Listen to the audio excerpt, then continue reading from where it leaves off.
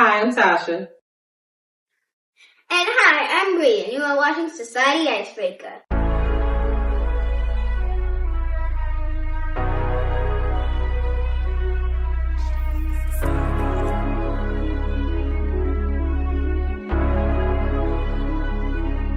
Welcome. It's the last episode. It's the last episode. How y'all feeling? We're feeling good. We feel good. So I got 7 questions for you. Let's do it. Let's do it. You ready, Bree? Yes. All right. Question 1. How has your perspective on the world has changed over the years? Let's take it back. I don't know, since becoming a mother, everything changes from the time before you have kids up until the time you have kids. So typically when you don't have kids, it's always about you. Oneself, everything's about you, egocentric. Normal. Once you have a child, you start paying attention to all the things that's going on in the world, and is this a world that you want to raise a family in? Right now, the path or the way it's going could be better, could be worse. Perspective is everything, but we living. Do you feel like everything getting better, or do you feel like everything getting worse? Everything is remaining the same. I don't think it's gotten worse yet. So if you speaking on anything, you can go political, you can go financial, you can go down any road. There was always waves. So there's times when things is going good, and the cost of living and just the ability to live and make an earning is great. And then there are some things that come about and change it, whether it be legislation, administration, things that come into play, inflation. So you kind of like ride the waves. Right now, where we stand, is it good? It's not the best. Will it get better anytime soon? That remains to be seen. Understandable. And with you being a mother, and having a kid being born in this type of generation, do it ever worry you, or like? It worries for the future of what's going to be left. So, like, my mother probably worried what would be left for us growing up when we got older. Now, as a mother, you wonder what's the future going to look like for her. You hope it's better. You hope it's not dealing with racism, dealing with bias, not dealing with just regular general ignorance in public. But you also try to prepare. So even at her young age, she's being prepared to face a world that is not always kind. And not only just surviving in the world, but preparing her to thrive. Yeah, So there's 2 different ways of how we look at things. You're either surviving, which is you just head down, keep it going from point A to point B, or you thriving. Look, I'm gonna give you advice, okay? These boys ain't it, okay? Don't trust these boys. If they not spending money with you, don't even worry about them, okay? Okay. Alright, I gotta let you know, big cousin, alright? Yes. Conversation. Question 2. Would the current administration attempt to modify the policy for the Department of Public Health, what potential effect could this have on individuals?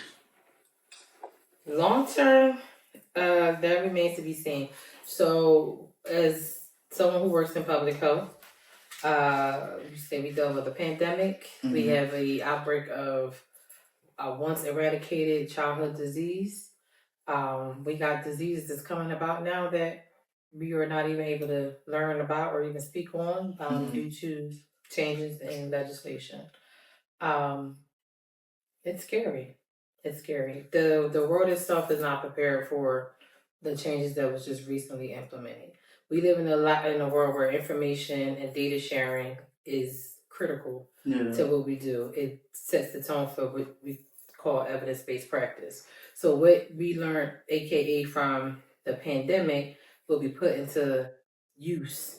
What we learned, what worked, what didn't work, will be put into use for the next generation, aka my generation. With the limits that's put in place, with the enforcement, the restrictions, the removal, the adding of these things, changes the trajectory of public health immensely. No, understandable. Can you ever see something like COVID happen again in the near future? The fact that we have measles right now to speak, and this is a podcast, so we won't go into, we can go down the slippery slope of other things, but in truth, measles was eradicated. That's a childhood disease. Measles was considered once eradicated a long time ago. We have to date over 1,000 cases of measles. One case of measles is too much. Measles is one of the most deadly and most contagious, if you will, for kids anyway, outbreak. Understandable. How does it feel to earn a master's degree in nursing and even teach aspiring nurses who are entering nursing school? That's a great question. 3 degrees, licensed in 2 states. I want people to understand that you don't have to follow traditional pathways. You don't have to go the traditional route. It's okay to take time off and figure out. It's okay to learn and, I don't know, make your mistakes. Some parents probably wouldn't agree with that, but I would definitely encourage my daughter, if she followed my same path, I would not be disappointed. To sit there and have an impact, one of the things you do in healthcare, or for me, even nursing, is you want to have a contribution to the field you went into. Mm-hmm. My contribution to the field of healthcare or nursing is to teach, be a mentor, teach my peers, learn. I'm always calling myself a forever student. Mm-hmm. So even as I teach up and coming nursing students, I learn from them. I learn their backgrounds. You learn what they overcome. There is a lot beneath what you see from people. So sometimes teaching not only is impactful, it's also inspirational on both ends. It's like an exchange. What you want to be when you grow up? A singer. Why you want to be a singer? Because I just think that I'm really good at singing, and I really just want to be one. That's what I'm talking about. Question 4. Do you think Jersey is a suitable place to live in? Do you ever see yourself leaving the state? Yes and no. So the first part to that, no. New Jersey is probably one of the most expensive places to live. Yes. Born and raised in New Jersey, it is become accustomed to us that we pay these astronomical prices to live. We pay astronomical prices in rent. I myself a homeowner, the property tax, ridiculous. Do I see myself leaving? I do. Once I finish raising my little mini me, I do see myself leaving. I don't have an idea where else I would go. I think once you're born and raised somewhere, you kind of like, this is your roots. Yeah. It's okay to go out and explore. You should. I encourage everyone to go out and explore. But, you got to go where you go with. Will I retire in Florida? Absolutely not. I'm not that person. What is it about Florida y'all don't like? We don't like Florida. Florida don't like us. It's mutual.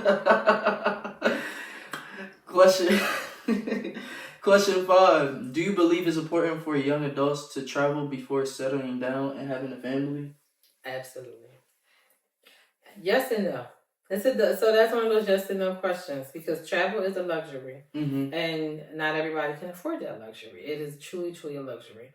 But we need to remove the luxury part of it, as in sense of like you need to earn it. Yeah. Versus you should want to travel just to learn other cultures. You want to see how other people are living, what's going on around you. If you never go outside of your comfort zone and you never get to see other things, what are you really learning? How would you grow? How would you know? It's a thing that you get to do both professionally and personally. It's growth.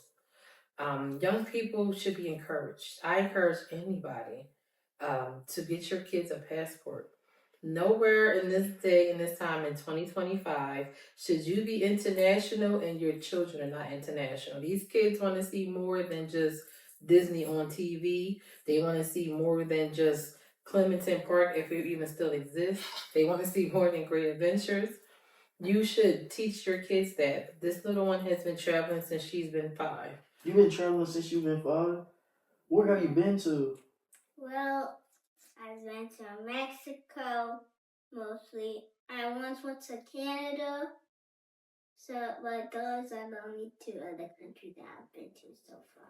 And more to come. You are spoiled. Objection. She gets a summer trip every year, and it's international, and it's pretty much pick a place where we're going to go. So who knows where she's going to go, but She's 8. So for her to be 8, she gets usually it's 2 trips a year. One is international and one is domestic. I don't blame you on that one.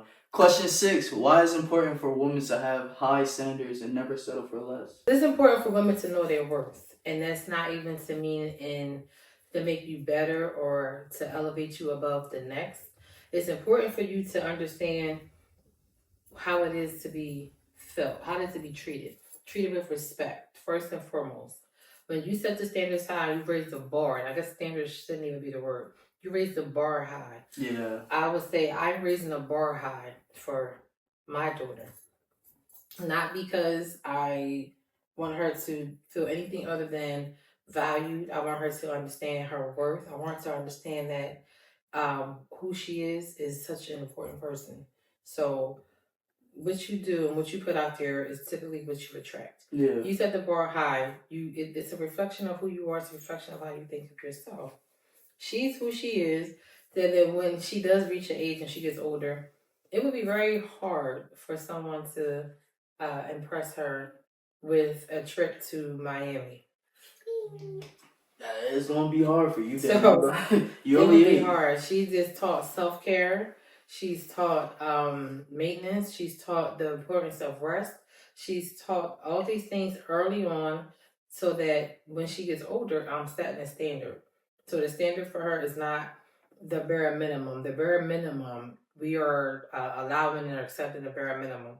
The bare minimum is not okay. It's all right for someone to spoil you, if you will, if you want to call it that. And if someone is, finds a hard, or don't disagree or don't agree with what you require in order to, I don't know, date or be with you, then they should date within their budget. No, you're right about that. What your mom be saying? She a better, she knows she a 10. She shake it like jelly. That's right, man. This one right here comes with a maintenance. She comes with hair maintenance, nail maintenance. Show you now. Yes.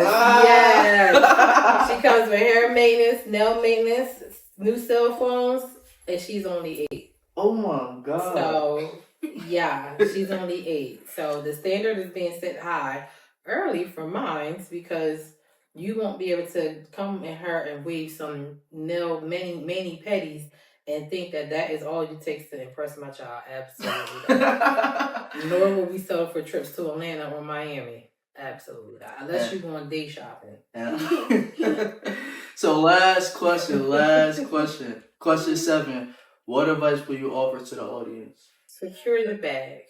But in addition to securing the bag, make sure you take time to live. That's going to take you back to that first question when I said there is surviving and there's thriving. Yeah. Right? Oftentimes we think surviving or, we kind of get the two confused.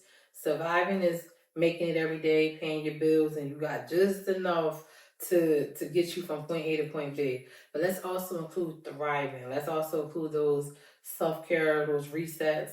Let's include the time. Take time for yourself. Anything. If it costs you your peace, it costs too much. Yes. If it costs you your happiness, it costs too much. That's no longer. And don't chase money. That is my motto. Don't chase money. Money will come. Happiness is what you should chase. And I know that may sound cliche, but happiness is how you separate surviving from thriving. Honestly, do you got any advice that you want to give to the audience? Have fun. And if you feel like taking a jump, don't just randomly say, like, right when you're about to do it, don't just tell yourself, never mind, I can't do this. When you can do anything because God can help you with anything that you want to do. But it's mostly your dreams that He can help you with. Oh, we about to get rich. We about to get rich. Never settle. Oh, man. Listen. Never settle. The advice that I can give y'all, man, just don't give up, just keep going. But this is episode 10. I appreciate y'all watching season 2. I'm very thankful for it. But I will see y'all in season 3, and that'd be in 3 months, right? 3 months. All right, see y'all.